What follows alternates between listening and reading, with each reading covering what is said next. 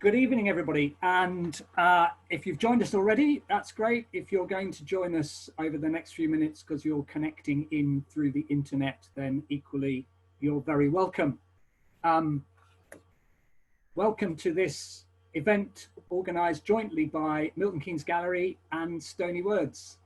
I have seen the attendance list, so I suspect that most of the people who are joining actually do know who I am, but I will say that anyway. I'm Rob Gifford and I'm co-curator of Stony Words, which is the annual community literary festival in Stony Stratford. And I'm very grateful to MK Gallery for co-hosting this event with us and for their help in the organisation and marketing of the event. That's been great. Just a couple of words of housekeeping. I actually don't have to ask you to turn off your mobile phone because you're not in the room with me. However, if you do want to ask a question, either during or after Guy's talk, please use the Q&A function at the bottom of the screen. That way, I'll see them and be able to read them out and put them to Guy after his talk, and you as the audience will hear them as well. If you're all very quiet, I do have some questions up my sleeve, so don't panic. I first came across Guy's book, this is it here, following a review earlier this year in the London Review of Books. And I was intrigued, I think, to read about a book by an American historian about the place which I call home. And having read it, I thought it deserved a wider audience, and I contacted Guy about the possibility of him being part of MK Litfest, which is the younger sibling of Stony Words, MK Litfest 2020.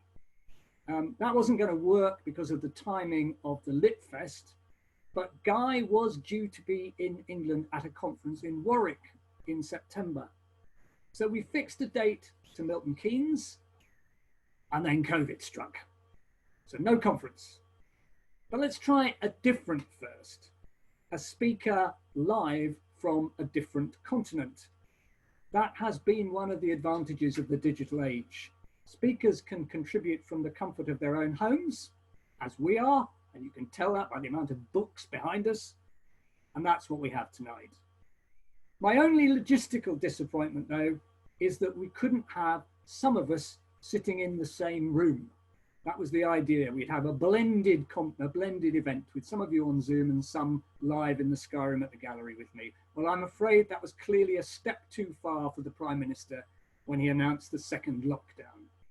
However, a joint event is a first for Stony Words, and a speaker live from another continent is, I think, a first for both MK Gallery and Stony Words.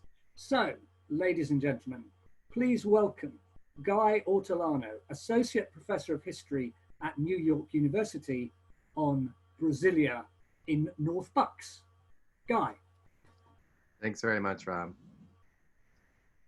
Okay.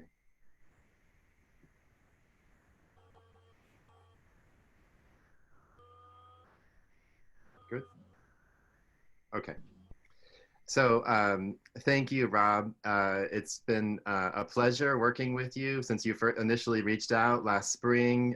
So nice to meet you over the past couple of days. Thanks to MK Gallery, which I really wish I could be there. It looks like a beautiful space. Just Stony Words. This is a real treat for me to be able to talk about my work with you all this evening.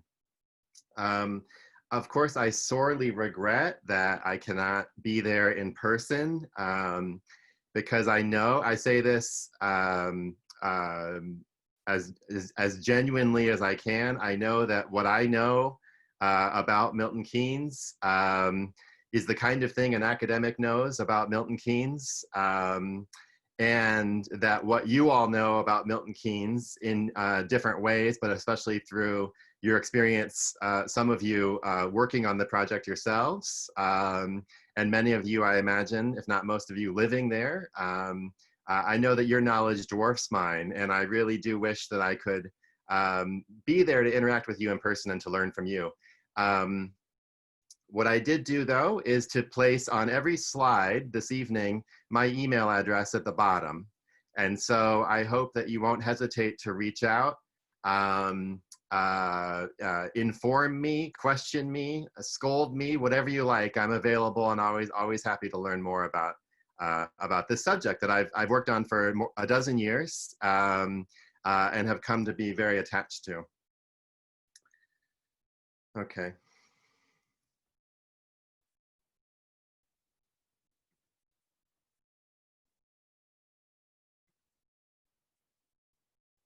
Sorry about this. Very predictable. Close your eyes. I'm going to go through all 10. I don't want you to see. Okay, here we go. That's the holding slide, the welcome slide. Actually, I mean, I can linger here for a second. I will speak more about this image on the right, but that is a model. It's a photograph, a high resolution photograph of a model that was produced about the proposed precursor to Milton Keynes, North Bucks New City, which is what I'm going to be speaking about tonight. And when I get to the slide during the talk, I'll pull out some of the features there. It's a striking image and a striking vision. And basically tonight, it's what I'd like to do is to try to unpack it with you all. Okay. So as you know, the Labor government designated the new town of Milton Keynes in January 1967. And what I'm going to talk to you tonight is the story of what preceded that designation. And even, arguably, I would argue this, caused that designation. That is, what came before Milton Keynes, or where did Milton Keynes come from? Now, what came immediately before the plan for Milton Keynes was what I've already referred to, the plan for North Bucks New City, NBNC, or Pulleyville, as it's sometimes known, after the county architect and planner who championed the plan, Fred Pooley.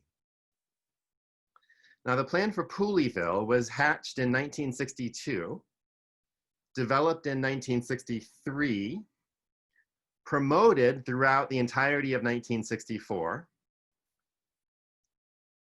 challenged and displaced in the first half of 1965, though in some ways, Pooley retained hope that something like North Bucks New City would be realized as late as October 1968, even once Milton Keynes had been designated. The plan for Pulleyville, it was a spectacular urban vision, organized around a monorail, and conceived in truly global terms. It was meant to be a British answer to the hyper-modern new capital of Brasília in Brazil, which had recently been inaugurated in 1964 by the Brazilian state. But despite those ambitions, and despite the seriousness with which the process was pursued, North Bucks New City has been largely erased from the city's histories. So I'll give you just a couple of examples of this erasure. On the left, you see a picture of the local historian and MP, actually an MP for 3 different parties over the course of his career, ultimately a conservative MP. And I think if you read his 2-volume history of Milton Keynes, you probably would agree that the Conservative Party was the right place for him. Frank Markham wrote a 2-volume history of Milton Keynes published in the 1970s, which essentially ended in about 1950 and had a kind of epilogue connecting the story to the new town of Milton Keynes in the present when he was writing, but skipped right over anything coming in between. That is, completely omitted any mention at all of North Bucks New City or Pulleyville. So that's one way in which the story of North Bucks New City has been erased from histories. A second, I include an image here, I'm sorry, a rather poor resolution image of a really great man, Walter Bohr. Walter Bohr was a key architect planner, perhaps the key architect planner in the master planning of Milton Keynes. And in 1998, as part of a witness seminar, bringing back a number of the people involved in the Milton Keynes Development Corporation, Walter Bohr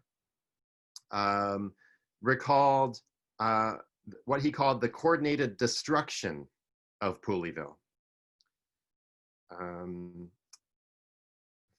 The picture that Walter Bohr painted was one of Pulleyville was an obstacle that had to be demolished.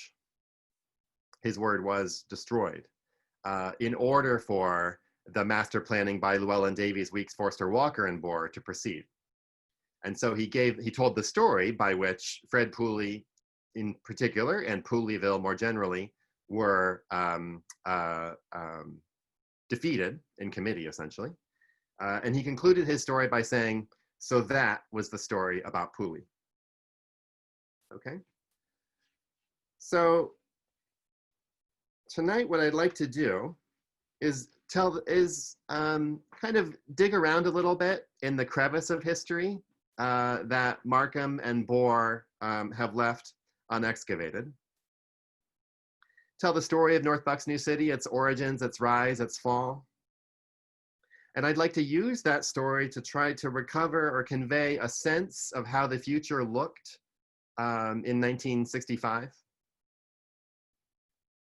And then ultimately, I'd like to assess the historical significance of the plan, even though it was never built, right? Is there a significance to something that never really moved beyond the model stage that you saw on my first slide? And if we can find some significance in that, what is it?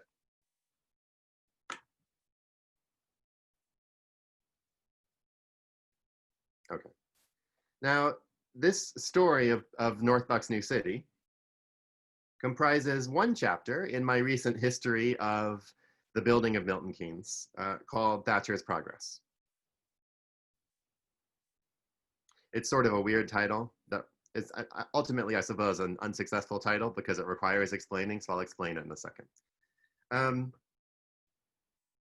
Thatcher's Progress is the first academic monograph, right? There's been, as you all know, an enormous amount of writing about Milton Keynes, past, present, and future. This is an enormous industry. It's a town of great historical and international significance. And in all of that writing, no study had previously been based on a vast and rich archival collection that I really stumbled across in Aylesbury. In what was then called the Center for Buck Studies, now the Buckinghamshire Archives. This was the nearly complete, although totally unorganized, deposited papers of the Milton Keynes Development Corporation. And I worked in these papers for a number of years in order to tell not the story of Milton Keynes or even the story of the making of Milton Keynes, but rather to tell some of the stories about the history of the making of Milton Keynes. And by extension, of the National New Towns program, of which Milton Keynes remains the crown jewel. And I tell this story essentially from the prehistory of Milton Keynes Newtown through the winding down of the Development Corporation in 1992. I tell it with I have a conceit, and that conceit is that the chapters follow the sequence and the logic of a driving tour that Margaret Thatcher took in Milton Keynes, or was given in Milton Keynes, when she visited the city on the 25th of September, 1979. So without spending too much time going into this, although I do find this enormously interesting, on the 25th of September, 1979, Margaret Thatcher arrived in order to christen the new shopping building. She's a new prime minister. It's well known that the Conservative government has a different vision for public expenditure than their predecessors had. And so the Development Corporation takes advantage of the fact that they have the prime minister's attention in order to send her on a 3-hour driving tour of Milton Keynes one purpose of which was to persuade her that this was a project well worth continuing to fund. And so the sequence of my book follows the sequence of this tour, beginning with chapter 1, which is called Horizons.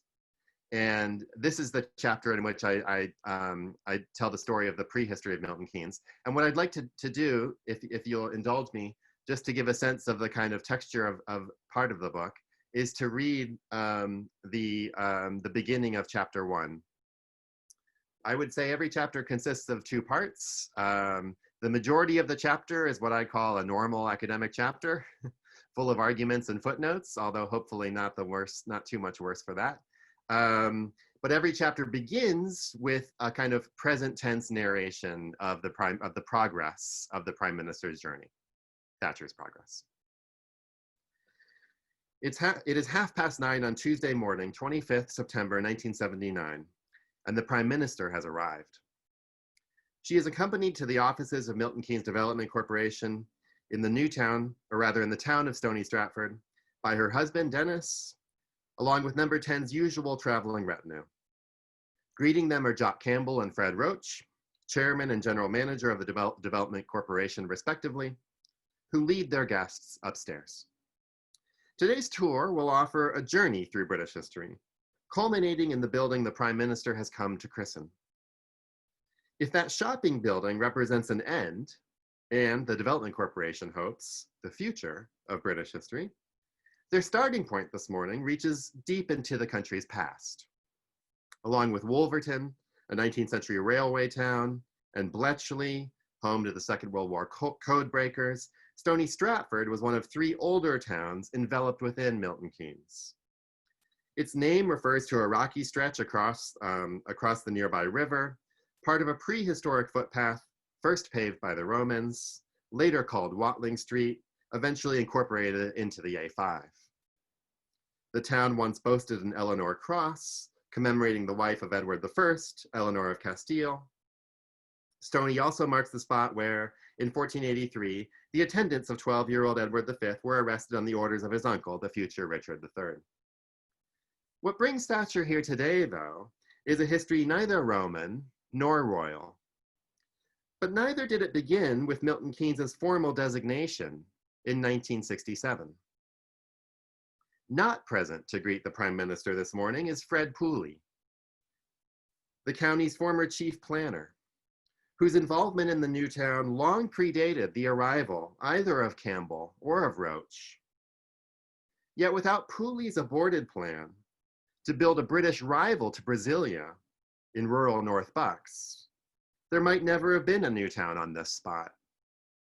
The story of Milton Keynes begins with the very different urban dreamscape it displaced.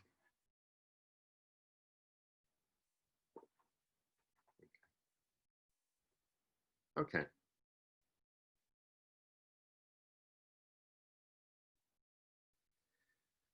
Now, my story begins in 1946. 1946 is, of course, a well-known year in post-war British history and the history of the welfare state. This might not be true for the present audience, but I would say for the general public and certainly for most members of my guild, 1946 is mostly famous for 2 pieces of legislation, not 3. The National Health Service and the National Insurance Act. But in fact, sandwiched in between those 2 landmark pieces of post-war legislation establishing the foundations of the welfare state was a 3rd act, the New Towns Act. The New Towns Act of 1946 inaugurated an audacious program of what I call population management. And that program resulted in the designation of 32 new towns across all 4 nations of the United Kingdom in the next 24 years. You have a map here on the left of the New Towns program. This made Britain's New Towns program the largest program of its kind anywhere in the world. And it became an implicit but also an explicit model for post-war and post-imperial states from India to Nigeria. And in fact, I have an entire chapter of the book, that chapter 5, that talks about all of the international attention that the New Towns program in general and Milton Keynes in particular attracted.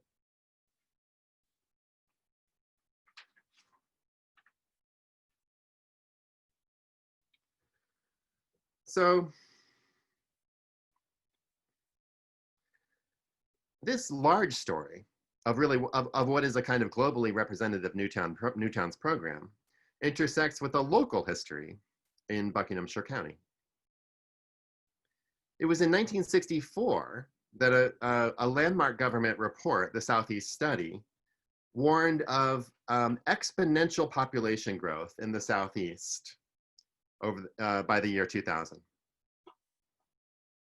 But because of the New Towns Act, as a result of the New Towns Act, as a result of this program of what I call centrally administered population management, the New Towns program actually did offer a well-worn mechanism by which that growth could be managed. This general problem in the Southeast was felt particularly acutely in Bucks. Buckinghamshire feared population pressure on all of its towns and villages, which certainly in the view of Frank Markham and of many of his contemporaries, threatened to overwhelm the county and distort its historic charm. This threat was really threefold. First, it was a result of an exodus coming from London. London's population was actually shrinking in this period. But that doesn't mean that London wasn't menacing. The fact that London was shrinking is because its people were fleeing into nearby counties. So one is an exodus from London. Second, another part of this development that was threatening the character of the county and of its towns and villages was rising car ownership. Rising car ownership is one of the most significant stories globally in the 20th century. And it was threatening or menacing rural areas that previously might have been secure from a major megalopolis and capital like London. But actually the extension of the development of the motorway system and the rise of private automobility meant that all of these previously quiet towns and villages now offered attractive perches for commuters in and out of London. And both of these developments, the exodus from London and its ability to stretch into the county as a result of automobility, were intensified by what you can see here on this map by the Greenbelt in the county's south. The Greenbelt is obviously a kind of, I would say, a humane piece of legislation that does do much to protect that area, but an unintended consequence of the Greenbelt is that it pushes this development north into the very heart of the county itself. Now, I'd say that the New Towns Act offered a mechanism of population management. That is a way of dealing with these intensifying population pressures. Every new town before the early 1960s had resulted from central government initiative, but it actually did include a provision that the 1946 Act included a provision allowing local authorities to develop their own new towns. That provision had never been utilized. And so it was in Aylesbury that this rather obscure provision of the New Towns Act of 1946, in the early 1960s, the Planning and Architecture Department in Aylesbury, in response to these population pressures, determines to be the first county to make use of the New Towns Act for itself. And their proposed response to these potentially distorting population pressures is to provide a magnet for population growth, which would relieve towns and villages in the county by drawing that population and concentrating it in the counties north, between Bletchley and Wolverton.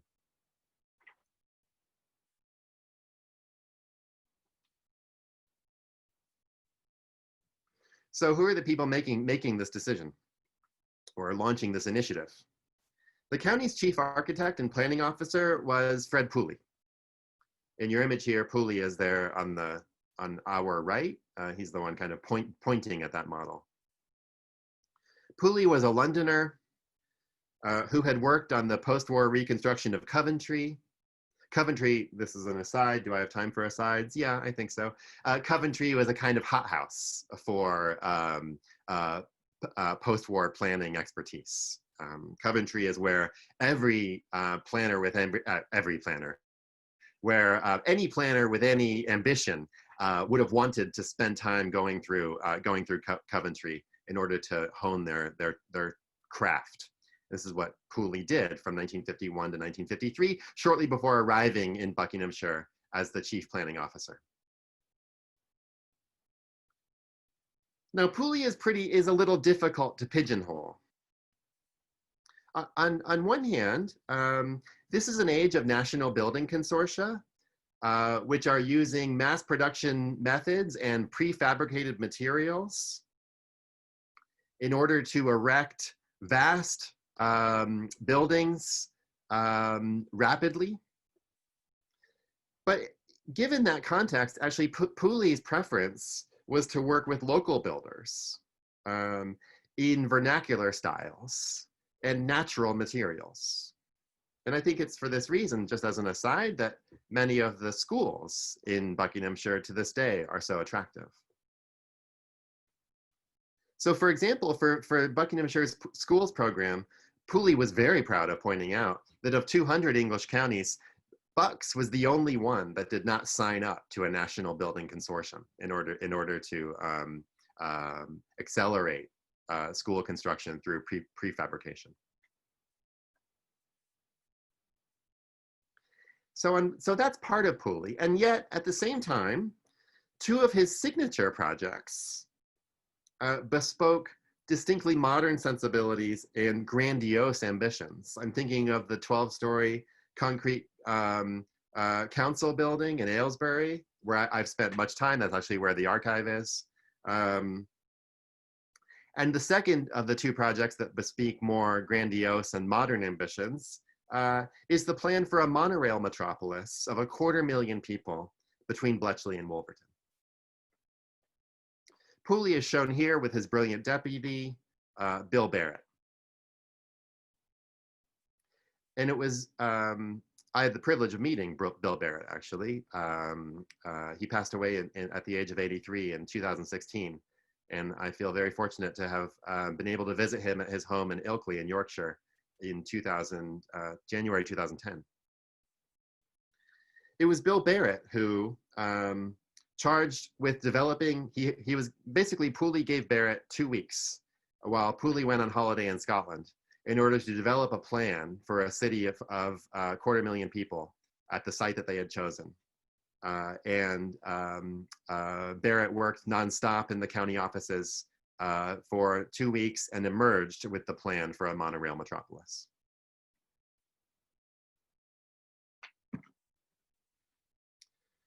So what was the brief? Well, it's a bit of a riddle, actually. They needed to build something sizable, something truly significant, because it had to be large enough to relieve the county of those population pressures that I outlined at the beginning. And yet, this enormous operation had to somehow be set in the countryside in such a way that it would be able to secure the support of area villages and councils. A second part of the riddle, or of the paradox of the brief, is that the plan had to recognize the seemingly inevitable and inexorable and intensifying fact of universal car ownership, without, however, surrendering to car ownership which, as the Buchanan report published at around just the same time famously noted, would have the potential to clog and therefore destroy English cities. So it had to, they weren't denying universal car ownership, but they had to find a way to respond to the inevitable reality of universal car ownership. Now, if you think about it, to skip ahead a little bit, obviously Milton Keynes is a different response to that, to both of those same problems. So what was the solution? The solution that Barrett and Pooley came up with was a city of 250,000 distributed across 50 townships or villages of about 5,000 residents apiece. They would be connected to one another by, and to the city center by a high-speed monorail service. That monorail would be free at the point of use, paid for through the rates. And no home would be more than a 7-minute walk from a station, and no station would be more than a 15-minute journey to the city center. The monorail would be arranged around 4 circuits, as you can see in the image on the top here. These circuits would have parks, schools, and community facilities within them, and light industry outside of them. Now, you can see here the top image gives a sense of the characteristic dragonfly pattern of North Bucks New City, with the city center in the middle, and the wings are where the villages or townships are. You can set around 4 circuits. In the lower image, unfortunately, you have a less high resolution image than the one that I started with on that first slide. I'm happy to go back to it in the Q&A. That might be a good place for the holding slide when I'm talking later. But what you can see here is a sense of the varieties of housing that are on offer.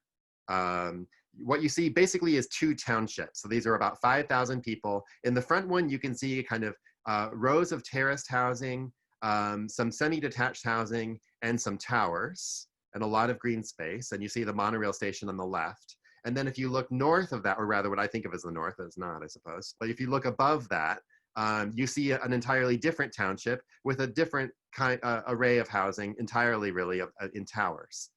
Okay.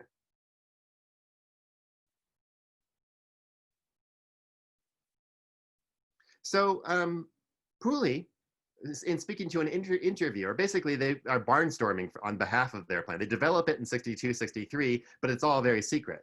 It goes public in January 64, and 1964 and 1965 are dominated by basically a public persuasion campaign. And in the course of this campaign, Pooley gives dozens of interviews, and one interviewer said that they were building, tried to praise Pooley by what they were doing in 1964 was to be building a city for the 70s. And Pooley said, no, what I'm doing is building a city for the 90s in the 70s. So as with Brasília then, North Bucks New City actually promised in a way to accelerate the arrival of the future, right? The future would arrive 20 years early in Buckinghamshire and in England as a result of kind of visionary projects and ambitious projects like this one. So what would that future look like? Well, it was going to be automotive. That is, the monorail was not an attempt to avoid universal car ownership. It was an attempt to manage universal car ownership, right? This was not a kind of willful denial of the ascendance of the automobile by belatedly building vast public transport systems. It was in recognizing the inevitability of the arrival of universal car ownership. It was a desire to save the city from the congestion that social phenomenon would inevitably cause by creating an attractive and universal public transport system. The plan was flexible. This is one of the great buzzwords of urban planning in the 1960s. The plan would be, the city would be capable of growing township by township simply by adding more what are called beads to the string. So this is a beads on a string plan, which is another kind of cliche from the planning in the period. But if you go back to this image at the top there, you could add, by adding another bead to the string, you're able to add the city itself is able to evolve and grow over time. The future that was being imagined was affluent. They spoke explicitly of a future of 20-hour work weeks, facilitated by automation, telex machines, and all of this automation in the workplace, in an increasingly white-collar workplace, work weeks that won't exceed 20 hours, were going to result in more leisure. And this leisure, as I say in the slide, would variably impact men, women, and youth. Actually, for the sake of time, I'm just going to skip the men. I don't think anyone will blame me if I skip the men. The women and the youth, the vision for the women and the youth are more interesting. I can return to what's imagined about the men of the city, if you like, in the Q&A. The anticipation for women in this future of affluence and leisure, despite the fact that at the time the plan was being constructed, nearly half of married women already worked outside the home, the anticipation was that married women in the future, who would be nearly half the population of Milton Keynes, they were imagined not as workers, but as mothers and as housewives. As mothers, they would be glad for the elevated monorail because it meant that their children could spill outside and play on the lawn and be safe from traffic.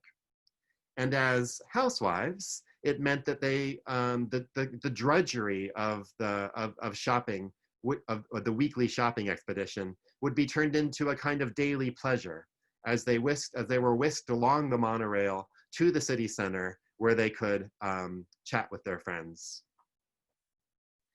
Now, a second demographic that was imagined in the future was teenagers. Teenagers is a great buzzword and a great source of anxiety in the early 1960s.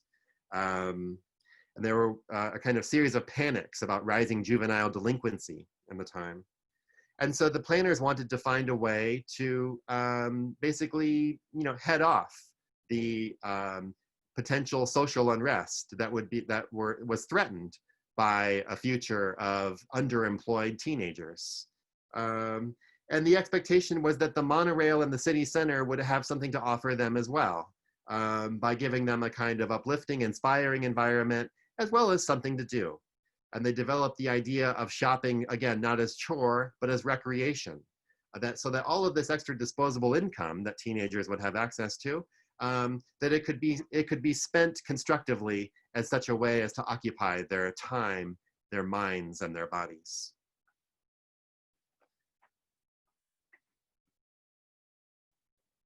So is this a space-age city? This was certainly the charge by Jock Campbell. When the actual plan for Milton Keynes was published in 1970, Jock Campbell, the chairman of Milton Keynes Development Corporation, boasted that the kind of disarming, the kind of lack of pizzazz in the plan for Milton Keynes was a deliberate attempt to reject kind of what he derided as the planning of a space-age city. Well, the idea of a space-age city is a thinly veiled shot against kind of attention-getting cities or plans, such as North Bucks New City with its futuristic monorail. So crucially, what I want to emphasize is that North Bucks New City was not a space-age city. It was rather, in the minds of its planners, a deeply practical one. It was although it looks in some ways kind of fantastical, the plan for this monorail city for 250,000 people was an answer to a series of questions. How do you build the largest new town in Britain while somehow gaining the approval of impacted rural councils and villages? How do you provide for homes on the ground and gardens for residents without inviting crippling amounts of traffic into the city? How do you save the city center, which is increasingly clogged by automobiles? How do you provide universal public transport, given the prohibitive cost of underground trains? How, above all, could post-imperial or decolonizing Britain resume its rightful world position rather than being dragged into the future by building it? North Bucks, I can elaborate on any of these in the Q&A, but North Bucks New City is a hard-headed, practical answer to each of these pressing conundrums in the 1960s. And the monorail, in short, was not fanciful at all, but deeply earnest. So what happened? The plan developed from 1962. It went public in 1964. Throughout a remarkable run in 1964, it cleared, unanimously cleared the approval process with all potentially impacted local councils. In November 1964, the county identified and pledged 22,000 acres, which essentially is exactly where you're sitting right now, or where you would be. I don't know where you're sitting. But then in early 1965, the tide began to turn. Richard Crossman began the year, this is the Minister of Housing and Local Government, he began the year by declaring the plan for North Bucks New City a, quote, magnificent concept on television. And this was the moment with the plan developed, the approvals cleared, the land identified and designated, and now the minister going on television and calling it a magnificent concept. This is the moment when it seemed like North Bucks New City was nearest to victory, to fruition. Only to see the plug pulled in May 1965. Now, there are a lot of reasons for this, but basically Pooley had a kind of disastrous series of meetings with officials from the ministry. A couple of the reasons I can flag here. First, Richard Crossman learned after he made that impolitic, off-the-cuff statement about the magnificence of the concept, he was quickly disciplined by the civil service, who let him know, or rather first by his party, who let him know that the Labor Party was not eager to grant this much authority to a conservative county council. And second, the Ministry of Housing and Local Government, this is where Richard Crossman learned a lesson from the civil servants, Dame Evelyn Sharp and the Ministry of Housing and Local Government informed Crossman that they jealously guarded their powers to manage urban development as granted under the New Towns Act, and that they had no intention of allowing this precedent to be set where that authority and power to manage this development under the New Towns Act would leave Whitehall and instead move to county council buildings across the country. So at the moment the county acknowledged that it couldn't pay for the scheme, the ministry immediately became the prime mover.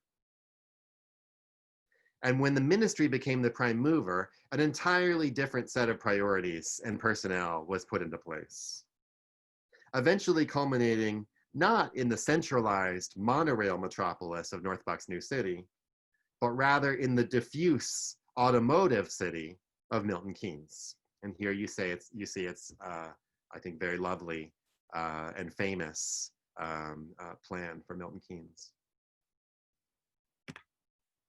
Okay, so to conclude, clearly the story I've told you today, this evening, is a story of defeat. Pooley was involved in the kind of launching, I suppose, of Milton Keynes Development Corporation. He had a voice, but he was marginalized. The plan that emerged, rather than a concentrated center, boasted a dispersed urban form. You can get a sense of it here in that famous image of the plan on the right. So not concentrated, but dispersed. Rather than a public monorail, the new plan would be dominated by grid roads and private automobiles. And in a detail that I haven't spoken about, rather than accelerating the future's arrival, the new plan for Milton Keynes was premised in part upon a humility on the part of the planner in in imagining that they had the ability to know the future.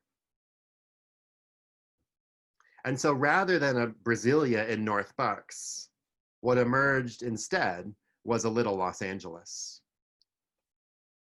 And yet, this is my last point, many of the assumptions in the plan for Milton Keynes, for example, about automobility, shopping, leisure, and home ownership, many of those assumptions that did so much to shape the planning and development of Milton Keynes, we've heard echoes of all of them in the planning and shaping of North Bucks New City. And even more fundamentally, the very rationale for a new town in North Bucks, and not just a new town in North Bucks, but situated between Wolverton and Bletchley, that had its origins not in Whitehall, not with Richard Crossman, and not in 1967, but rather in Aylesbury with Fred Pooley in 1962. And so, although the city never came to pass, if you look hard enough through the monorail's front window, what you see up ahead is Milton Keynes. Thanks very much. I look forward to your questions. Thanks, Ryan. I'm going to go back to the first slide. Okay. And I'm unmuted, I'm glad to say. Thank you, Luke. Thank you very much, Guy. I mean, there were an awful lot of kind of nuances and hints of what goes on today as well, with that tension between local government and national government, or local desire, national desire, the sense of the city as a place for recreation and shopping rather than work. That was actually, I think, quite groundbreaking at the time. And I'm glad to say the Q&A function is working. So I've got some questions here. So I don't think you can see them, but I can. So let me just take the first one, which I think is a really interesting question, which is, okay, how would Pooley's free public transport have looked today after 40 years of cuts to local authority budgets and the complete transformation of communication infrastructure? In particular, how would it look in the middle of COVID? The question has cycled 10 miles around the northwest of Milton Keynes today, round redways and leisure routes, away from traffic, mainly a mature landscape, and saw people walking, cycling, riding horses and robot shopping, delivering pods, all using the city's infrastructure, which is the redway system, which is the vulnerable road users element of the grid road. That's a kind of like asking you to do a what if question. If history had been different, how do you think it might have been different now? Right. Well, you know, it's a completely fair question. If I could reinterpret it, I understand that more as a comment than a question, because I don't think you really.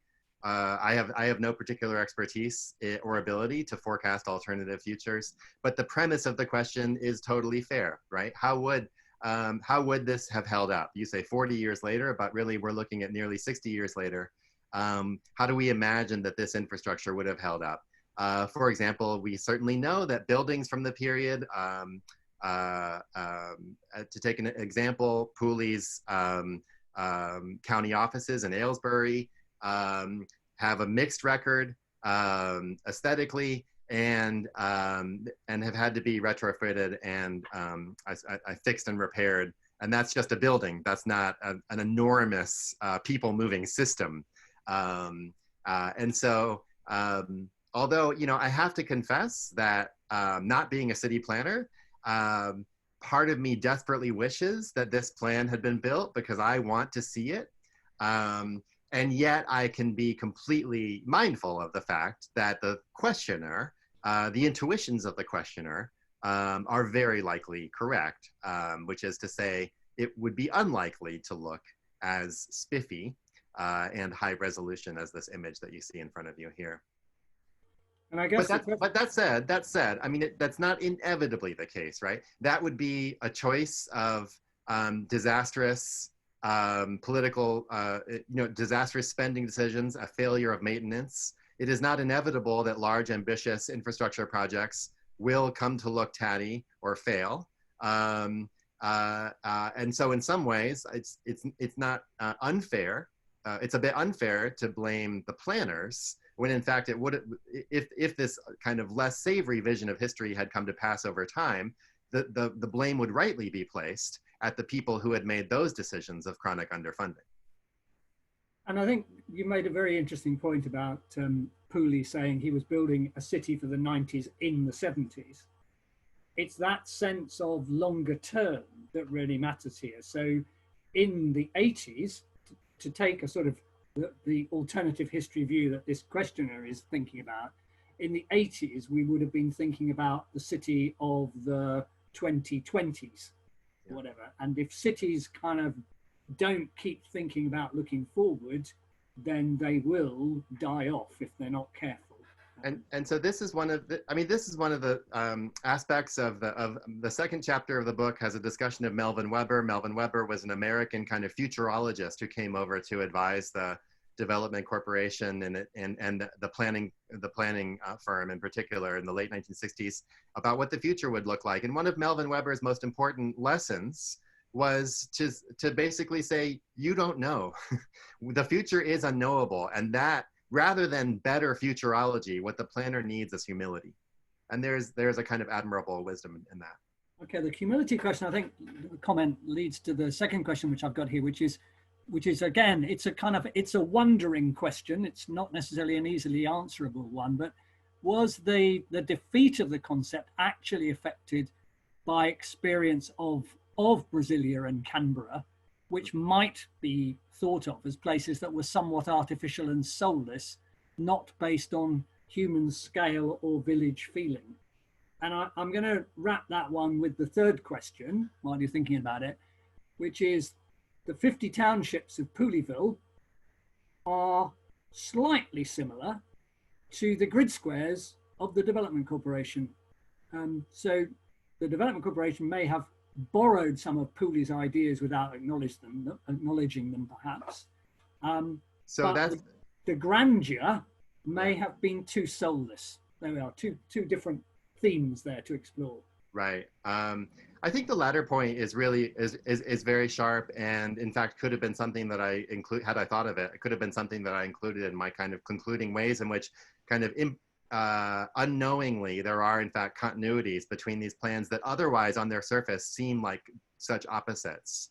But in fact, one of the ways of making large urban planning projects, either new towns or more often the city center redevelopment, one of the ways of making that palatable was by breaking up the whole into smaller parts. And you can see that kind of move towards grid squares, townships, neighborhood units.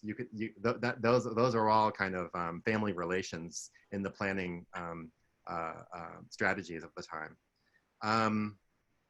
Another thing that they would have had in common, the grid squares and the townships that you see here, is the capacity to deliver variety from one to the next, and even the capacity to deliver variety within any single township.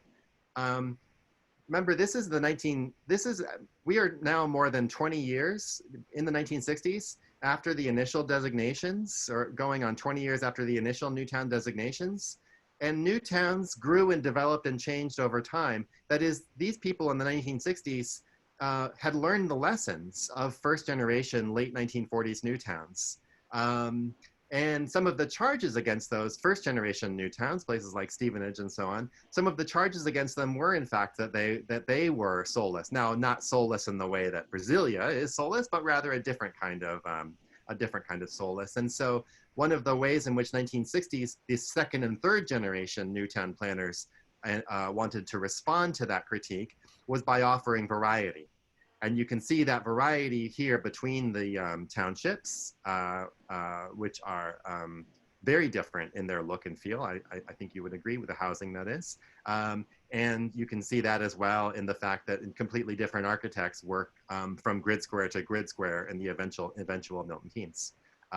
Both of those are an effort to overcome a kind of uniformity.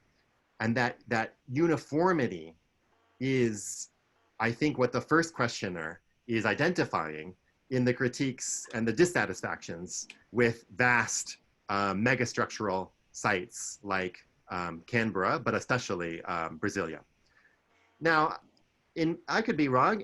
I did not see blowback against Brasília in the mid-1960s, right? Brasília has a very good reputation, largely because it was built and it seemed hyper-modern. Right? And remember, it only was hatched as a plan in the late 1950s, and the thing was done on some level by 1964. And Brazil had a sleek, modern, ambitious, seemingly futuristic new capital in 1964. And I think over time, of course, the questioner is right that has not been, say, the kind of common public verdict of Brasília, but it still had a lot of cachet in 64, 65. And I guess that just shows that other places sometimes do things an awful lot quicker than England ever did. But, you know, hey ho. I'm just going to pose my question, which I gave to you yesterday, which is I have to bring you to the book itself. And you'll know that there's been some criticism of the chapter 4 that you wrote about community. I think it's fair to say that when I reread that chapter last week, I thought, no, you're talking about communities in grid squares rather than communities across the city. Yeah. But you perhaps don't touch on the Development Corporation's ability to develop cross-city infrastructure in the book. Is that a fair comment? And do you think you missed something there, perhaps, by not identifying things like the Community Foundation, which is, you know, was one of the first actually in England at any rate? Yeah, I think that's completely fair critique. You know, it's true that, I mean, what I am unable to do, being a finite human being, is I am unable to write a kind of complete history of Milton Keynes. Luckily, this is a city of great significance that has and will continue to attract a lot of researchers. And some of that work, although not enough, has included more of this kind of cross-city community development, especially moving forward into the 1980s. And I suspect as research moves forward, more academics like me will also move forward into recovering those projects as well, as they should. That should indeed be part of the story of community development in Milton Keynes. I myself, you're right, Rob, I was focusing really on an earlier period and a smaller scale. So I do tell stories of community and efforts at community development in the new town. My focus is at the level of the grid square, and especially some of the grid squares that are the most notorious for their failings rather than their successes. And my focus is less on the 1980s than the 1970s. And what I'm trying to do is tell some of the stories of community development and indeed of flourishing community in the 70s in these grid squares. But just because I tell those stories does not mean that I am telling, I suppose, the story or enough stories about community development. And so I would just, you know, thank the questioner. And I guess I can refer to something as well. You know, as many in the audience will know, Lee Shostak, a former planning director of Milton Keynes Development Corporation, he is writing a book at the moment, writing really quickly. You know, it's a lifetime of learning.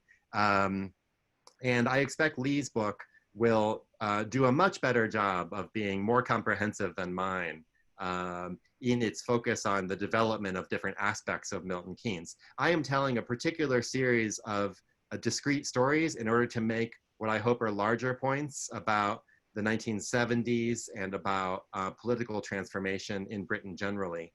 But I think Lee Shostak will, quite rightly, have more of a focus on telling more of a complete history of MKDC.